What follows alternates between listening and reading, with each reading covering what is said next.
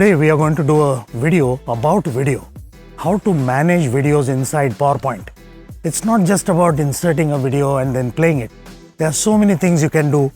Reduce the file size, increase compatibility, do animation and titling. All of that we are going to see today. So why waste time? Let's go to the studio. So let's dive in and see how to manage videos in PowerPoint. I'm going to insert a video which is a .mov file and it's around 250 MB or so. Now as soon as you do that, you have to think of two things. One is the file size and the compatibility. File size obviously is going to increase because videos are large, isn't it? The second thing you have to remember is videos come in many different formats. This is a .mov file. It's running on my PC because I have the necessary software, or it's called a codec. But that doesn't mean if I send it to someone it's going to run. You will not believe the number of people who have failed on stage because of this. They hand over the PPT at the last moment on a USB to some audiovisual person and their laptop, it just doesn't work. So let's solve that problem. So I go to File, Info, and look for this button anytime you're working on videos in PowerPoint. If you see this button, press it immediately. So what is it going to do? It's going to optimize, whatever that means. If you are technically interested, it's going to re-render it in a codec which Windows understands, which basically guarantees that any Windows PC will run this PPT now. Now that optimize media button is gone because there is nothing to optimize, it's already done. So that's number one. Now let's look at the file size.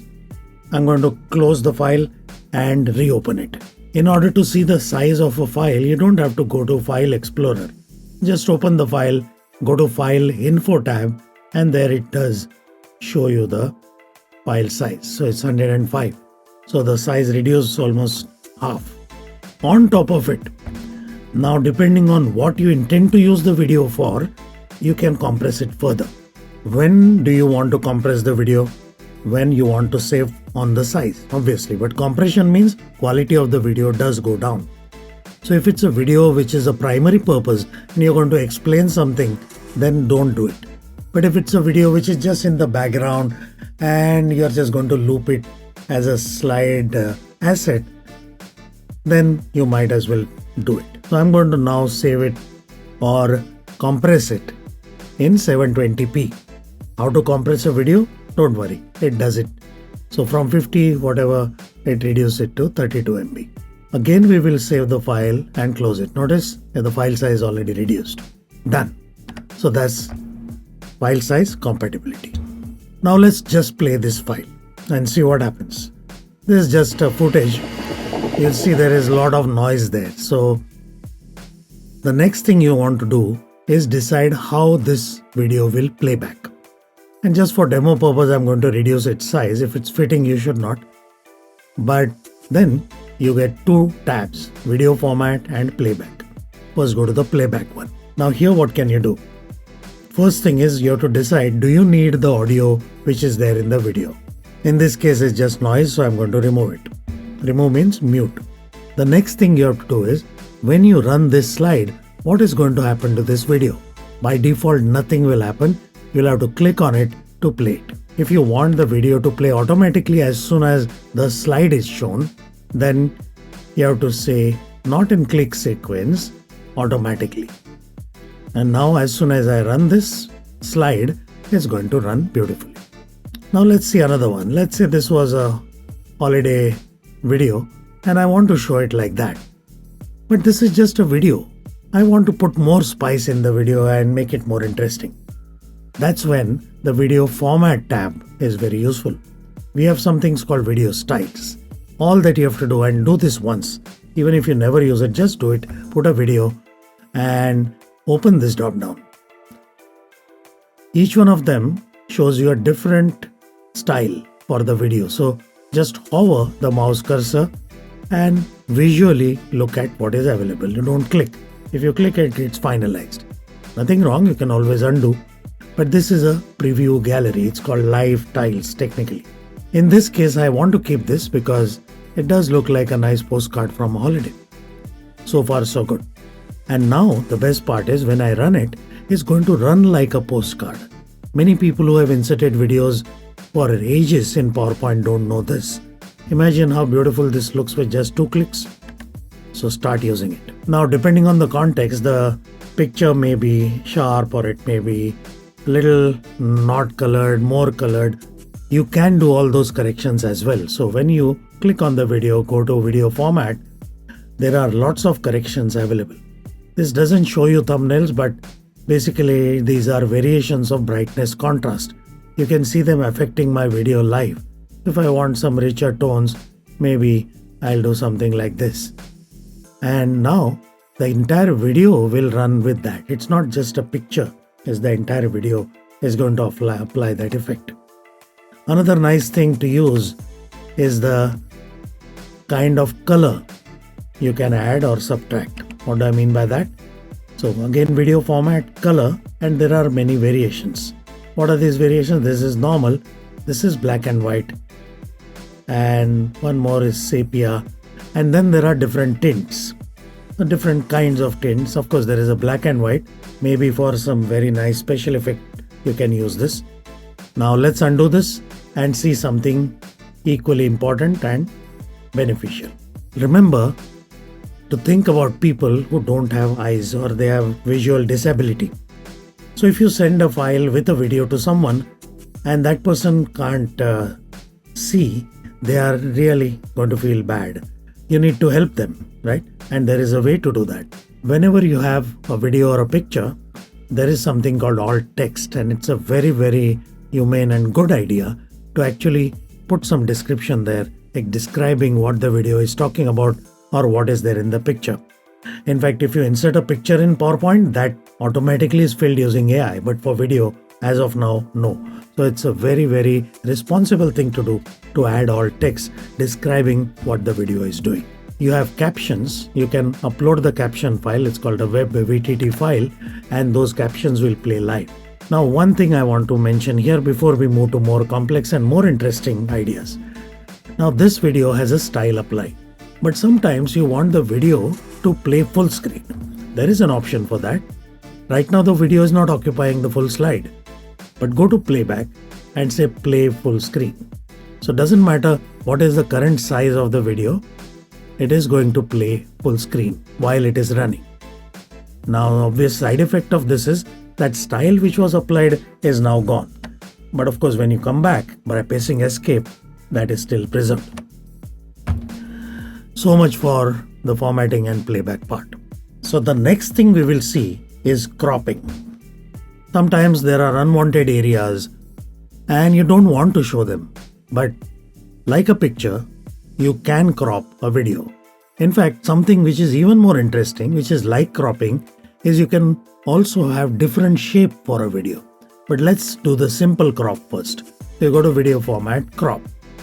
And then of course, whatever you don't want, let's say you don't want this part. Now, this much is there. It's still a video and it will run. Again, the same thing.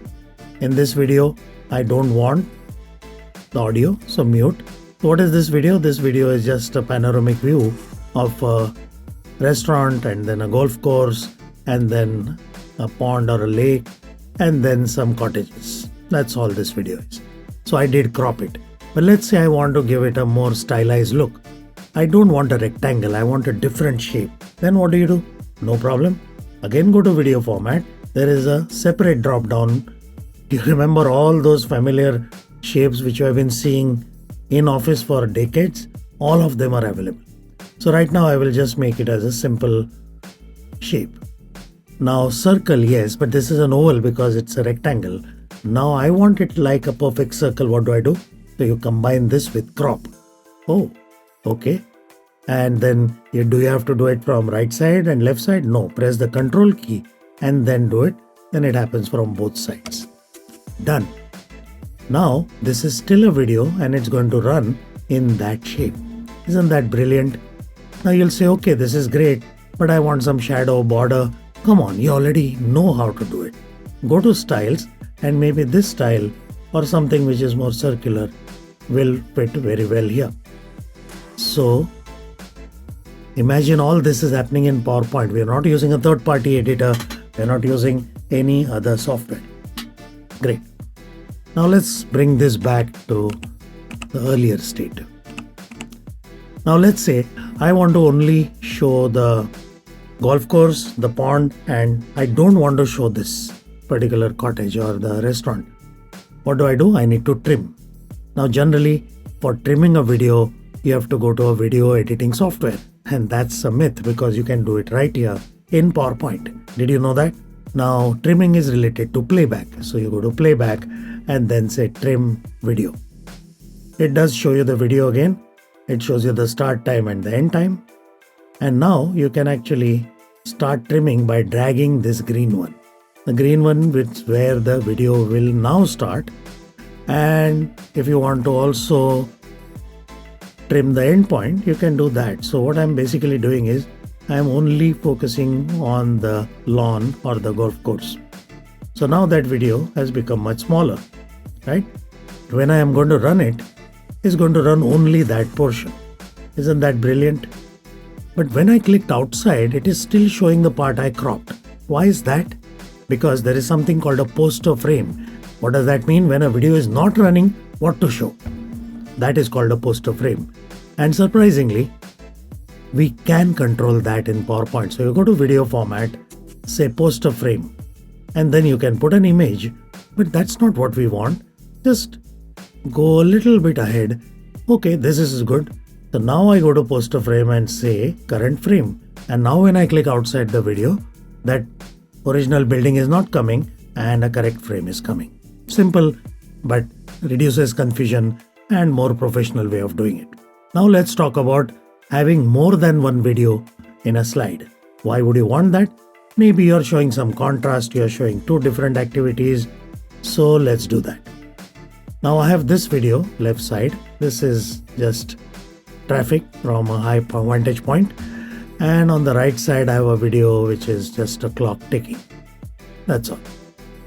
Now, when we put a video, and I showed you earlier that there is whether you want it on click or whether you want it automatically, all that is really PowerPoint animation. So let's see how this thing works in the context of animation.